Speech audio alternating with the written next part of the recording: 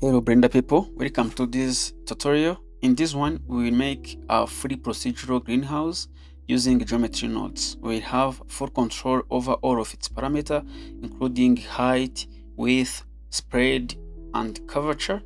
Um, Everything will be fully procedural. So one note before we get started, I will be using Blender 5.0 beta, but these will be able to work in any version of Blender above 3.6. The tutorial will be beginner friendly, but you should at least know the basics of Blender. So sit back, relax, then let's get started. To start, we delete our camera and the light. We don't need them for now. We go into geometry node workspace. Let's first enable screencast so that you can be able to see what button I'm pressing there. So now we will select our cube and add a geometry node modifier. As you can see, when you add a new geometry node here, it will add a geometry node modifier on the modifier list of the cube. So now we'll basically delete our input geometry. We will not need it. We don't need to delete it since we will use the group input to output some value that we'll use to modify our greenhouse. So we'll just now add a mesh primitive, which is a curve line, and this curve line, we don't need entire line, we just need 1 point. So we put 1 point here, and then we put it there. We now at a set position to offset this point on whatever position that we desire. I'm thinking that we have a greenhouse that is facing this way, and that's why then we will have to offset the point a little bit on X. So now we exclude that point. I will add no, this set position can go ahead. We just add exclude mesh here, and we'll change from the first two vertices, and then we not excluded it in any direction. We just keep it to 0. Then we'll take our newly excluded point, the top one, and then offset it on Z. We move it above. So as you can see, we have a line facing up, but here we have the ability to change how high it is, and also its X position, and yeah, basically we have entire control on the position of that point. So we now exclude uh, that top point once more, and then we set the position of the resulting point. We not offset everything, we just offset uh, top the top one, which is the newly excluded one. So we not exclude it that high on Y, but we um move it on Y. So what I want to do is I want to set these the X position of this point to the origin, so that like it will always be uh in the origin. To do that, I will add a position. I will add a position node, and then separate its coordinates, XYZ coordinates, and then the one that I want to affect to set to 0 is X. So the way we will do that, every other axis will be the same on that point, but X position will be 0. Here we will exclude, we will take our node here and then combine XYZ, and then we will keep Y where it is and Z where it is. Only X will be putting will be like setting its position to 0. So yeah, X will keep it to 0. So here we can be able to adjust the Z position, but X will always be on in at 0. You will see why in a moment. So here we then what I want is, as you can see, this can be, you can see that this is like um one part of greenhouse. So what I want to do is I want to mirror it on X, and then we have the four like kind of structure of the of the greenhouse. But before we do that, we need to I want to set the to be able to offset the lowest point, that the first point that we added, so that it can be a greenhouse which with which we can offset its base. Let me show you what I'm talking about. We add here an index node, and because that was the first point that we added, then the index will be 0. The index of that first point will be 0. So now actually we can be able to visualize it here if we let's enable text so that we can be able to see the indices. As you can see, the index of this point, this is the one that I'm talking about, is 0. So now if we take here we will only offset the point whose index is equal to 0, and yeah, I don't intend to offset it on Z, but as you can see, we can be able to offset it this way.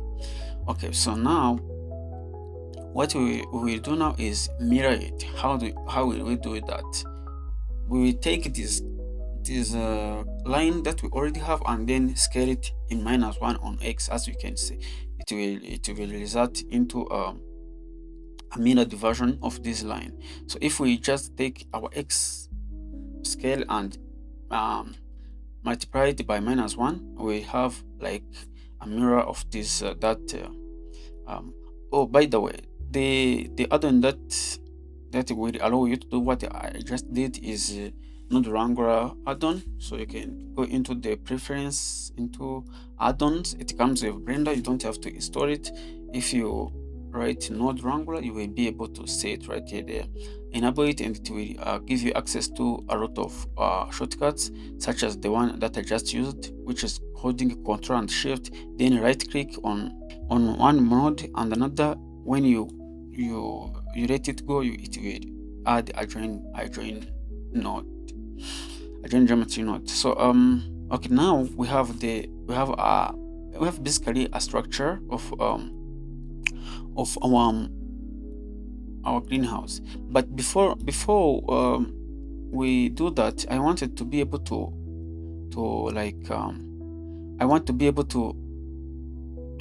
add like bendness on this side of the line.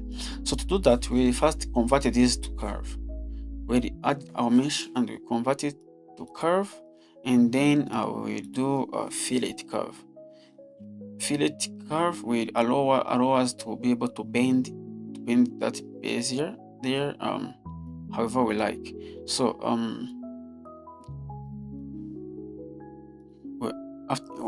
if I try to change this from Bezier to poly, and then you can be able to increase the counts. Now if you increase the radius, as you can see, you can be able to bend it however you like. However, if you add the too big radius, as you can see, it start to overshoot. So to avoid that, you will add a limit. You will enable this limit radius, so that if you reach at the point where it should overshoot, it will just stop, and the radius value will not affect the curve anymore. So now we have basically our base structure of greenhouse. Now here is what we're gonna do now. Before we proceed, I also want to be able to add the bendness here on the side, but also on the top separately as I please. So now the way we will be able to access the top as well is by making this back to we'll convert this back to mesh, and after we do that, I want to take these edges. Okay, if we look at the indices here, let's take here let's look on edge.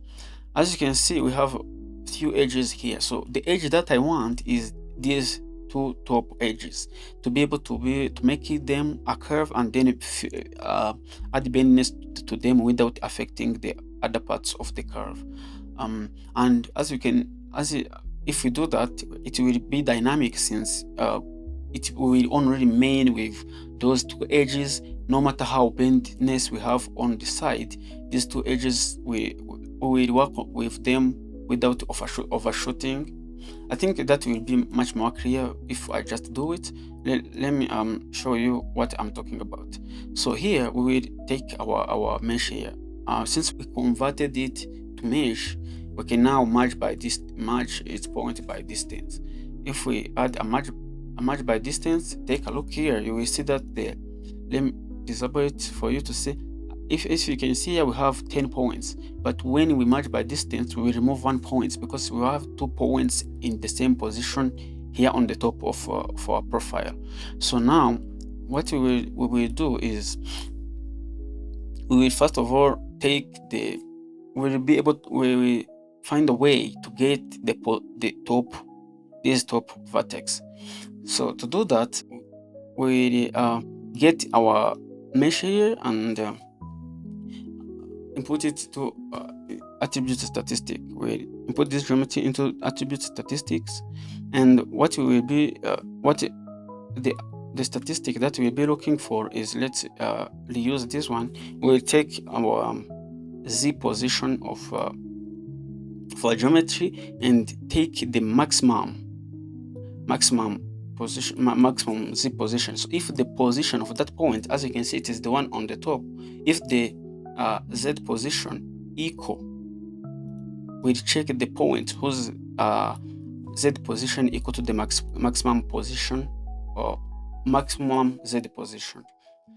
I hope that makes sense. So that way we will be able to get that top position, that top vertex. So now we will select that vertex, and to be able to get these edges on the side, we will add shortest edge paths, and the end vertex will be the one that we just selected on the top. So now the total cost is like the number of edges that from certain edge to that point. So if we visualize that here, you will be able to see that it increases as you move away from that point. So the edges we want are the edges with just one edge cost from that point. So now we here we can be able to separate the edges that are not this one and this one.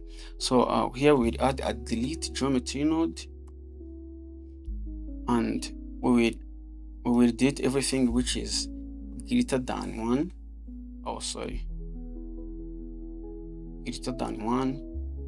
Let's add 1 here, and here we can delete it. Now okay, let's remove this node here. We'll delete everything greater than that, but we'll also delete everything lesser than that so that you can have access on parts of the curve. So let's duplicate this one and then add this, but here we'll change it to less than. Okay, so now here we have the top part, here we have other parts. Now we can join them, but the good thing here is we can do whatever we want with this one, and this one is separately. So which will give us that ability to do what I was describing earlier, which is like bending the top independently. So now we excuse me, we will convert this to curve. This is still a mesh. Now we'll convert it to curve, and then we will add a fillet curve to be able to bend it on the top. So now we'll also change it from radius to poly.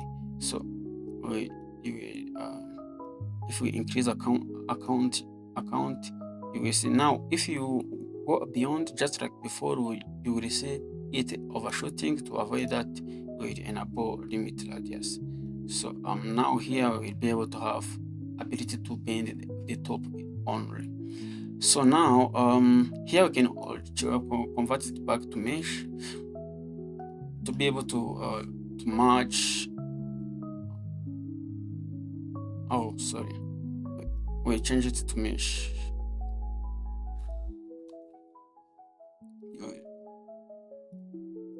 Yeah, now here we can also match by distance again, because now we have overlapping vertices. If you take a look here, we will see that the number of vertices will reduce by 2, because when we separated those parts,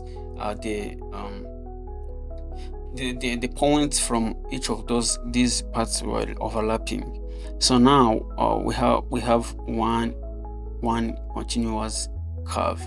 So okay, now we have the base structure of our greenhouse, and we have ability to be able to bend the top, and also to be able to bend the side uh, independently.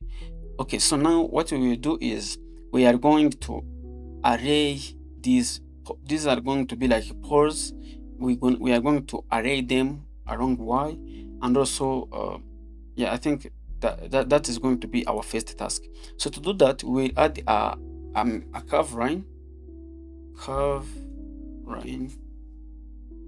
We'll add a curve line here, and then we'll offset it on Y, not Z. We'll change Z to 0 and Y to whatever value we want. So now we do a resample curve to be able to regulate the points. I mean the number of the poles or the distance, whatever we like. So now we'll change these into points. We'll add like instance on points. Now these are going to be our instances. Now if we take a look at these, we'll be able to see what we are doing, our LA into effect. Now we can offset it and keep the offset it however long we like. So, and we can now be able to increase what the number of them, the distance, and everything. So now, okay, we have basic array of our pores. So now what we do now is we take our line and then distribute it on our our curve as well, which is this one. So okay, let me show you what I'm talking about here. We resample this curve. Okay, no, it's not a curve. I will have to first change it to curve, because I think it's still a mesh. Actually, it's still a mesh because of that error. As you can see, when we remove, we don't change it to curve, we just have this warning message telling us that it is an supported type of mesh. So we have to convert it to curve before we can be able to resample it. Now we also make it. We also add this, and we will instance our lines here. So this will be able to determine how many lines we have around like also this like vertical subscribe to my channel and give the also video this, a like.